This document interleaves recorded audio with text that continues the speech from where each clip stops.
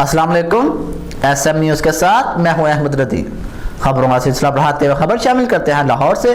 CCPO Lahore गुलाम महमूद डोगर अचानक थाना garden town पहुंच गए। गुलाम महमूद डोगर ने थाना मुहर्रर रूम और फर्स्ट डिस्क का विजिट किया।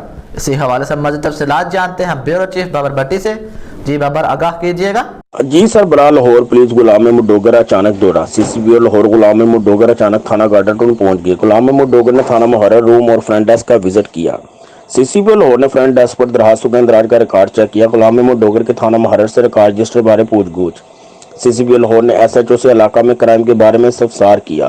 गुलाम महमूद डोगर ने हवालात में मौजूद कैदियों से भी मुलाकात की और सहूलियात का जायजा लिया। CCPO लाहौर ने हवालात में मौजूद कैदियों का रिकॉर्ड भी चेक किया।